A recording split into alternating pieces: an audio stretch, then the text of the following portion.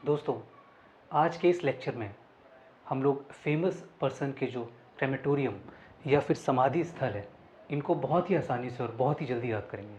तो आइए बिना टाइम वेस्ट किए स्टार्ट करते हैं। सबसे पहले यहाँ पे दे रखा है महात्मा गांधी। तो इनकी जो समाधि स्थल है उसका नाम क्या है? राजघाट। आप इसको याद कैसे करेंगे कि देखिए, गांधी जी वैसे भी हम सबके दिलों में राज करते हैं। ये आप ऐसे याद कर सकते हैं कि जो गांधी परिवार है उसने काफ़ी समय तक हमारे देश पे राज किया है। दूसरा है JL नेहरू, यानी कि जवाहरलाल नेहरू।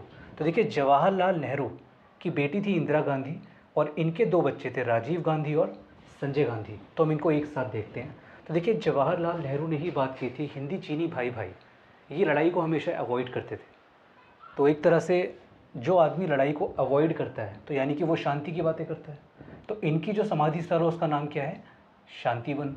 ठीक। अब अक्सर यूपी में कहते हैं कि बाप मरे अंधियारी में और बेटा पावर हाउस। तो आप इसको इस तरह से देख सकते हैं कि इंदिरा गांधी के जो पिता थे वो शांति की बात करते हैं, लेकिन इंदिरा गांधी शक्ति की बात करती थी।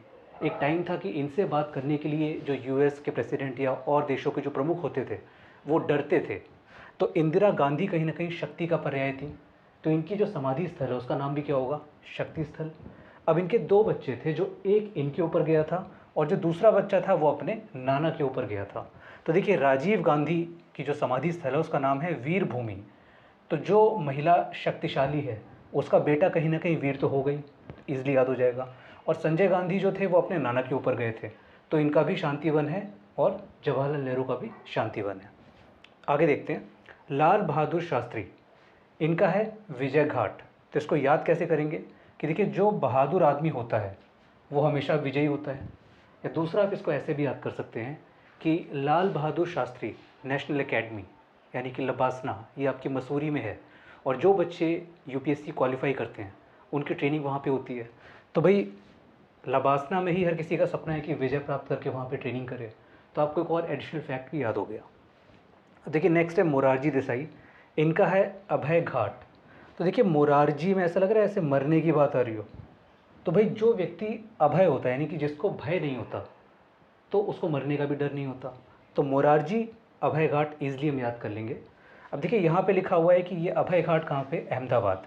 तो आप देख सकते हैं कि सिर्फ 3-4 जगह ऐसा है जहाँ पे ये प्लेस लिखी हुई है, और बाकी के जितने भी हैं जहाँ प्लेस नहीं लिखी मैंने, वो सारे के सारे समाधि स्थल कहाँ पे हैं? नई दिल्ली में। ठीक, अगला देखते हैं। चौधरी चरण सिंह की समाधि स्थल है किसान घाट।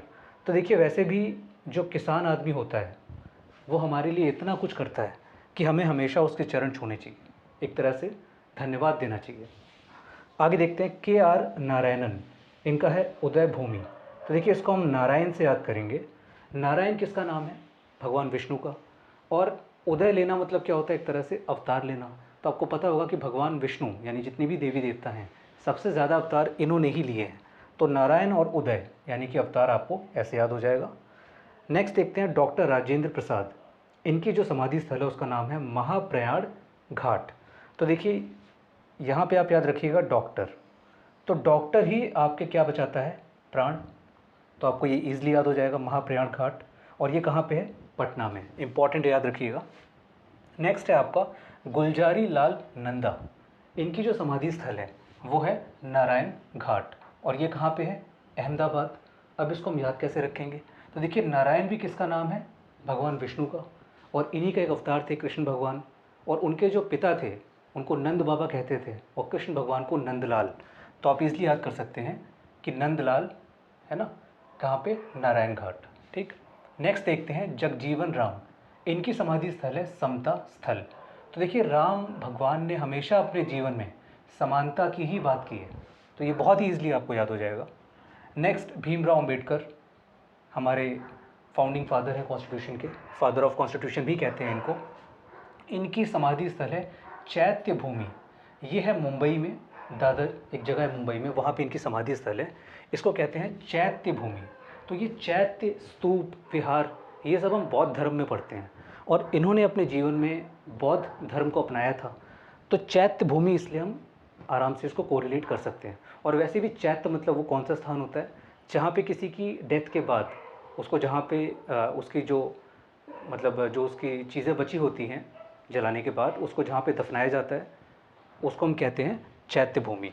अब देखिए नेक्स्ट है ज्ञानी जैल सिंह। इनकी समाधि स्थल है एकता स्थल। इसको हम कैसे याद करेंगे कि जो ज्ञानी आदमी होता है उनमें हमेशा एकता होती है ना। कहते भी कि यूनिटी इज स्ट्रेंथ, एकता में बल है। नेक्स्ट है शंकर दयाल शर्मा। इनकी समाधि स्थल है कर्म भूमि। तो देखिए जितने भी देवता हैं जब सारे अपने कर्म करके थक जाते थे तो अंत में हमेशा कौन से भगवान काम आते थे? शंकर भगवान, क्योंकि इनसे कर्मठ कोई इंसान नहीं। तो कर्म को आप इससे याद कर सकते हैं। नेक्स्ट है हमारे चंद्रशेखर। इनकी समाधि स्थल है जननायक स्थल। तो वैसे भी चंद्रशेखर को आप याद रखिएगा चंद्रशेखर आज़ाद से। ये चंद्रशेखर अलग है, ये प्राइम मिनिस्टर थे।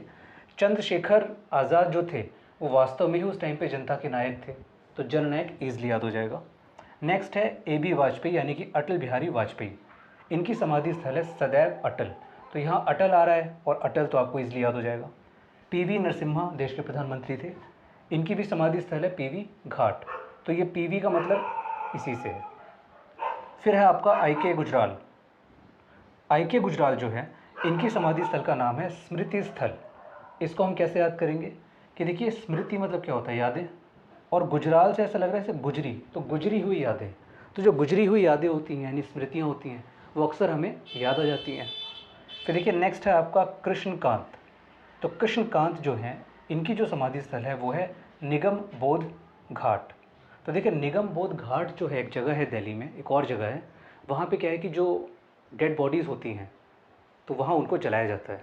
तो आप याद रखिएगा इसको कि जब आदमी का कृष्ण का अंत यानी कि जब अंत होता है तो आपको कहाँ पे लेके जाएंगे?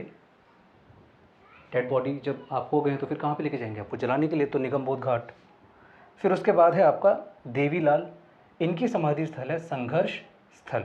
तो देखिए इसको ऐसे याद करिए कि भारत माता यानी कि भारत देवी के जो लाल हैं यानी कि हमारे सैनिक, वो अपना जीवन बहुत ही संघर्षमय तरीके से जीते हैं। तो देवीलाल संघर्ष स्थल ईजिली याद हो जाएगा। एक और हम याद कर लेते हैं भगत सिंह, सुखदेव, राजगुरु और बटुकेश्वर दत्त। इनकी जो समाधि स्थल है वो है एक जगह है हुसैनी वाला। ये पंजाब के फ़िरोज़पुर डिस्ट्रिक्ट में आती है। तो यहाँ पे इनकी समाधि स्थल है। आपको ये जान के आश्चर्य होगा कि 1961 तक ये जगह पाकिस्तान के पास थी। 1961 में इंडिया और पाकिस्तान के बीच में एक एग्रीमेंट हुआ था जिसमें हमने उनको 12 गांव दिए थे इस बॉर्डर के आसपास, और फिर बदले में ये जगह उन्होंने हमें दी थी। तो अगर आपको ये वीडियो अच्छा लगा तो चैनल को ज़रूर सब्सक्राइब करिएगा ताकि मैं इस तरह की और वीडियोस आपके लिए बना सकूं। तब तक मिलते हैं अगले वीडियो में। पढ़ते रहिए और अपना ख्याल रखिए।